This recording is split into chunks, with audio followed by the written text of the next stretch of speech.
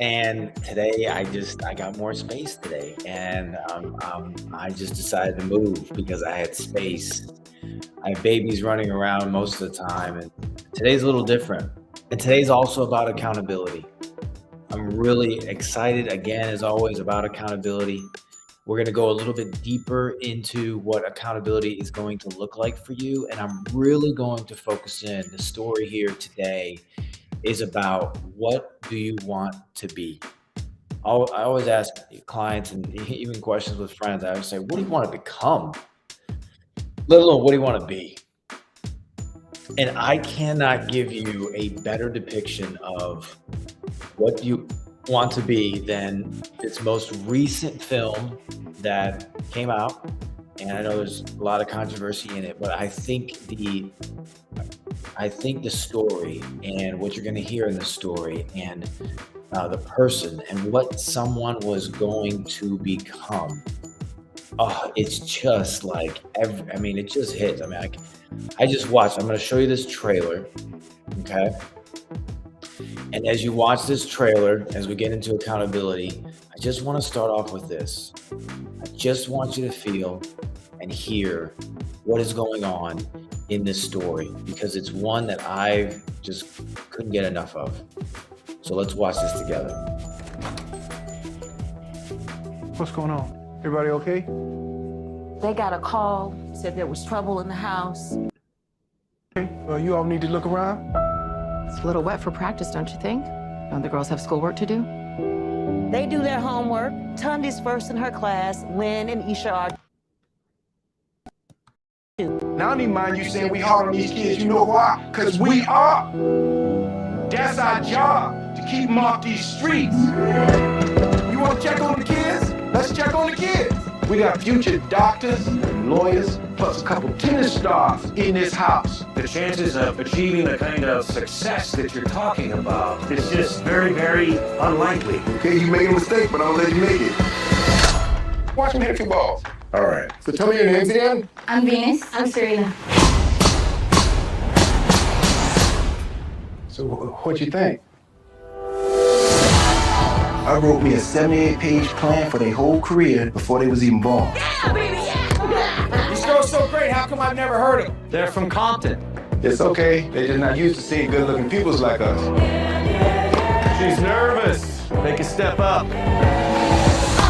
Maybe she ought to take a few more steps up. Just get someplace safe. I think you might just have the next Michael Jordan. Oh no, brother man. I got me the next too. This next step you got to take. You're not gonna just be representing you. You're gonna be representing every little black girl on earth. I'm not gonna let you down. How could you? This world ain't never had no respect for Richard Williams, but they gonna respect y'all.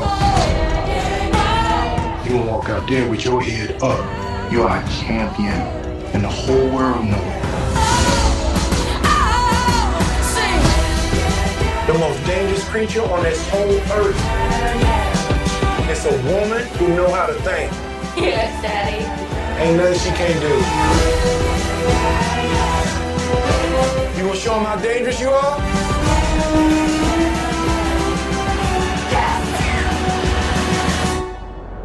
Venus and Serena gonna shake up this world. Venus Williams, who is your best friend? You, Daddy. Serena Williams, who is your best friend? Venus. Then you. That's Then you. I'm unbelievable. Venus.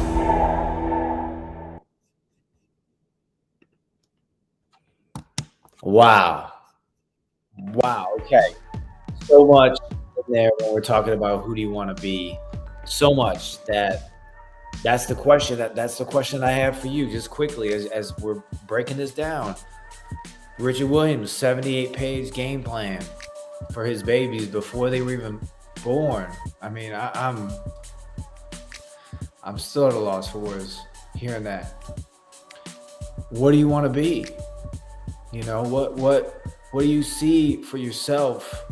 Because it's when you get into these moments for yourself in your time, wherever you're at now, you're going through this because you do want to be and become something special. This isn't a waste of time while you're here on earth. This is about what you're going to become and how important that is in your life. And just hearing some of these terminologies, just watching that in somebody else's life, my hope is that starts to click, that starts to inspire you to say, you know what, if a couple girls, and Richard Williams' story was that he didn't have that upbringing that maybe he wanted. And so what he did was he committed his life to his family and being able to provide for them the experience that he believed was especially for them, that he wouldn't be held down any longer. And that's what I'm here talking to you about today, is your accountability. Now today we're going to go a little bit deeper into accountability, and we're going to go into something in an exercise that I love so much, because it's about what you want to be, right? It's what I call the to-be list versus the to-do list. Now, we all know about to-do lists. We all have to-do lists. You go through your list, and hopefully you've gone through the awareness, portion where you got through your journal. And sometimes inside my journal, I then create a list of the most important things that I'm doing today. And those most important things that I'm doing today are ultimately part of my to-be list. So the way that we kind of break this down is, if you were to make a list of all the qualities that you want to be or become in the next year, people say they want to be healthier, I want to be peaceful, I want to be motivated, I want to be focused, right? These are all things that you may want in your life. And what happens is we allow our to-do list to come in between our to-be list. So then the next question you need to ask yourself is, what do you need to do to become these qualities? So you take your be statements and make it actual, right? I want to be healthy.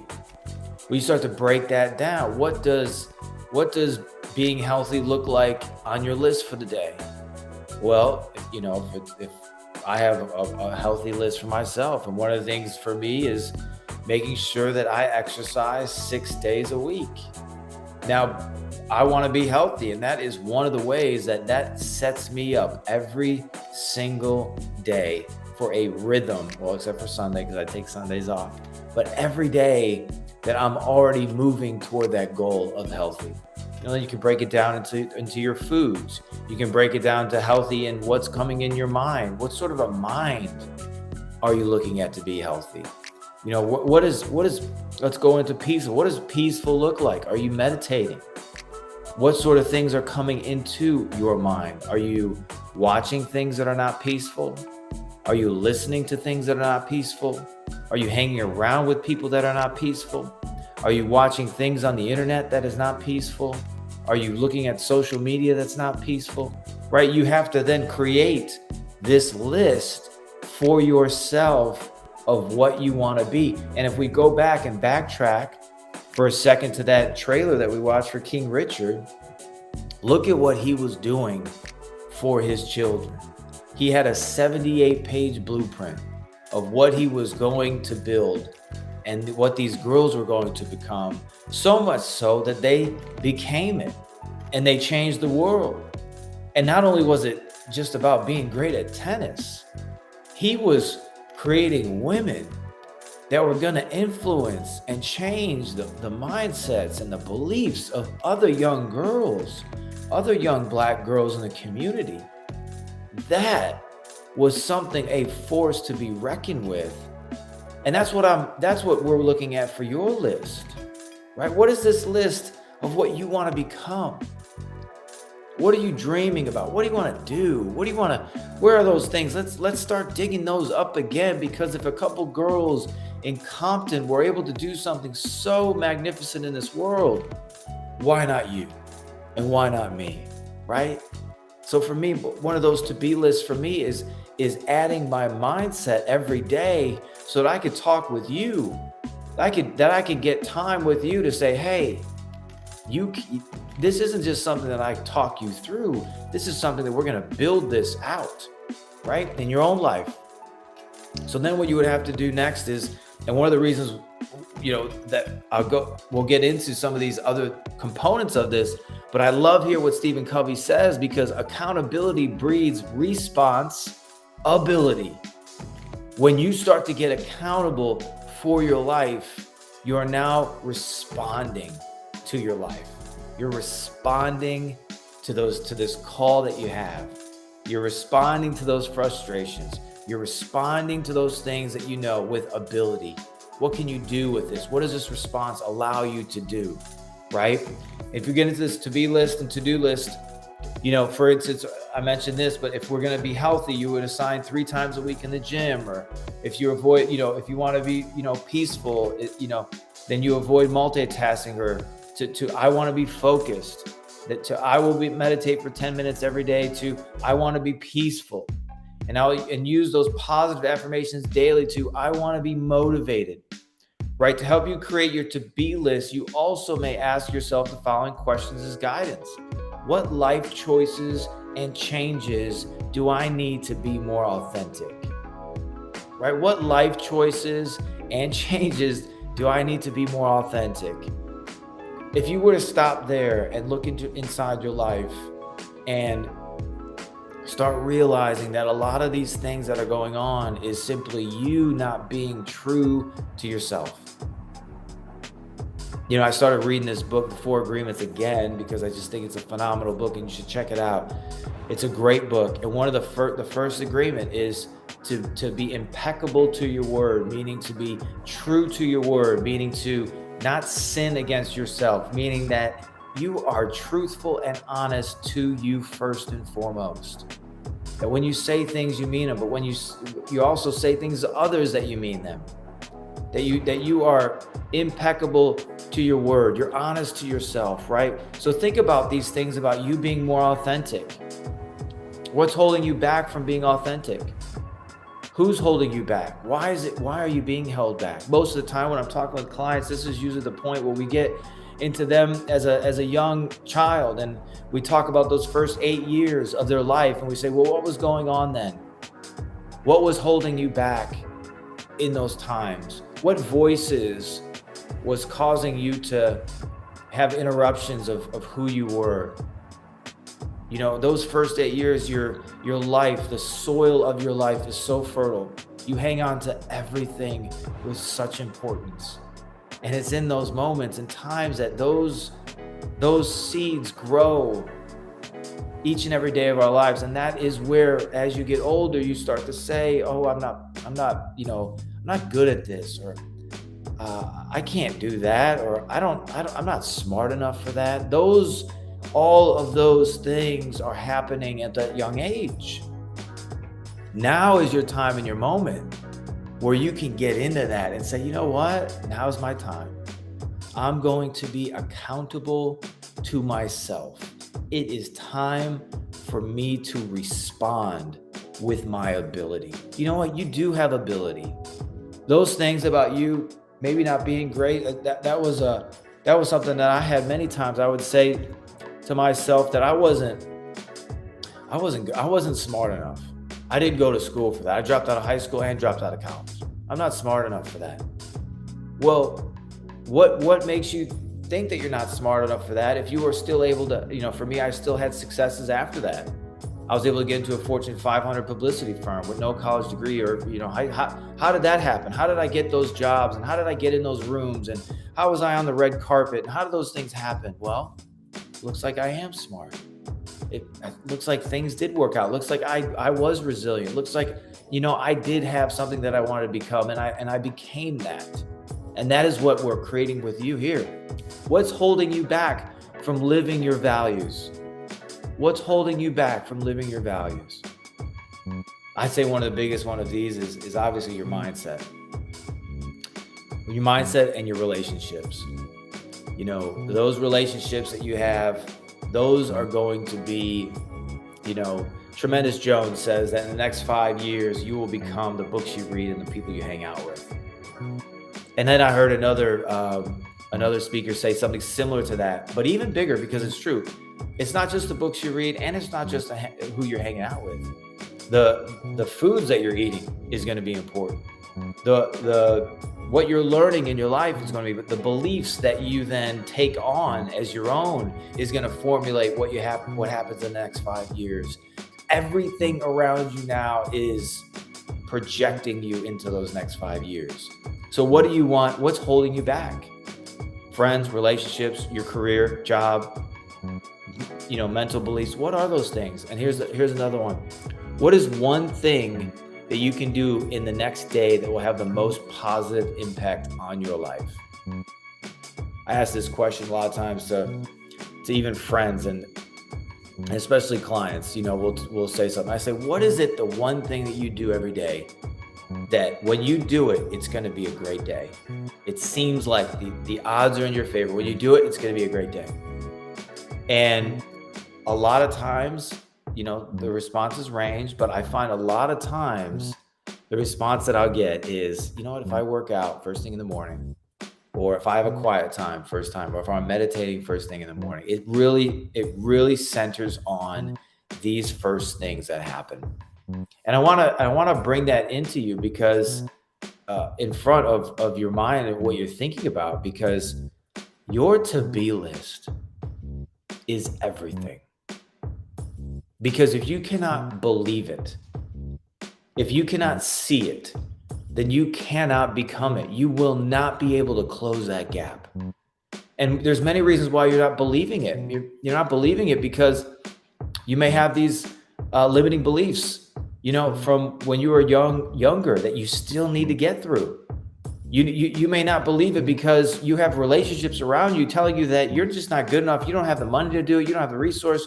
You don't know how. You don't know where to start. All of these confusing things in your mind that they just bring you down and they keep you stuck and you procrastinate until you get to the end of your life. Let me give you a snapshot. You get to the end of your life, and one of the most valuable places in the entire world is the cemetery. It's where all of those dreams and goals and purpose and passions were buried in the ground, never to be utilized, never to grow. And I want you to put yourself there for a minute, because this to-be list, you have got to be able to get through on the other side and say, what do I want this life to be? And what do I not want it to be? What do I not want to become? What do I not want to end up like? What do I not want? All of those, both sides of the coin, to be able to understand what the power of this to-be list is going to do for your life. And that you write this stuff down. And not only do you write it down, but it becomes a daily habit in your life. What are you becoming? I have lists throughout the day, reminders in the calendar. What are you going to become, Anthony? What does that look like? Remind yourself, what do you become? And visualize it. Put yourself in that state. Put yourself in that situation for what you're going to become. I always like to close with this, because champions are not the ones who always win races. Champions are the ones who get out there and try. And they try harder the next time and harder the next time. Champions, a state of mind. They're devoted. They compete to best themselves as much as, if not more, they compete to best others. Champions are not just athletes. Simon Sinek. Champions are not just athletes. Now, as you're getting into this to-be list, let me close here, give you some time. As you get into this to-be list, again, I always will say, please do not rush it. Don't rush about what you're trying to become. Don't allow distractions. Get your phone out of the way. Get a notebook, get a notepad, whatever you got to do. You've got to, until you can,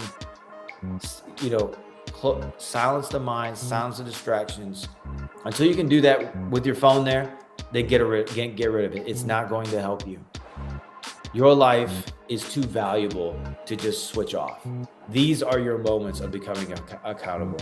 This is your moment of response. And as a coach, I challenge you.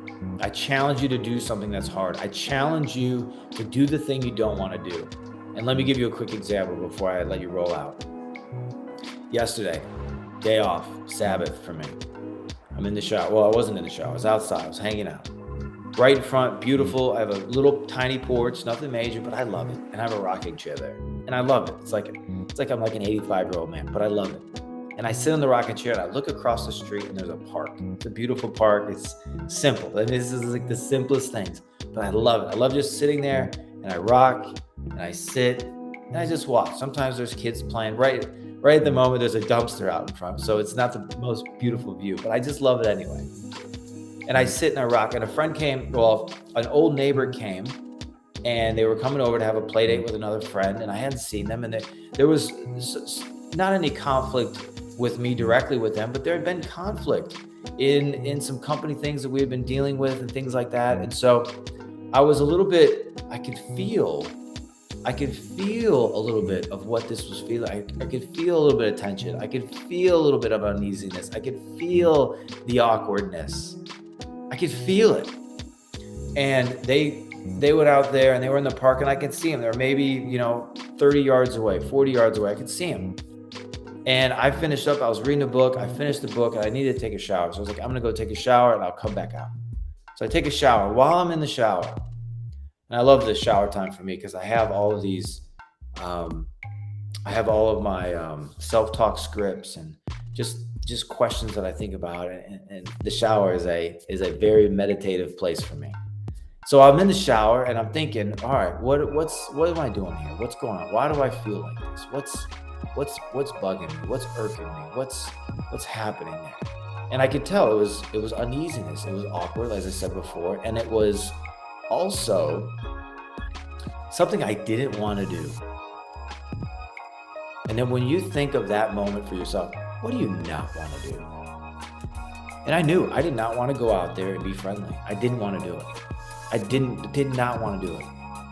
And it was in that moment that I knew exactly what I needed to do. I needed to get out there and I needed to go and just have a conversation. I just needed to see how they were doing. Not for their sake. It was simply I needed to confront, and you can call it a fear. You could call it whatever you want to say, but I confronted it. And I did it because it's what I want to become. I want every time that I feel tension, awkwardness, or what I don't want to do, I want to go out there and do it.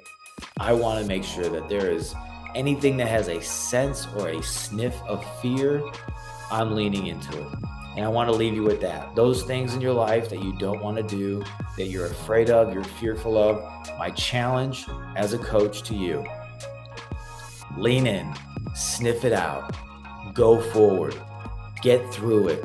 That is where growth, what you go through is what you're going to grow through.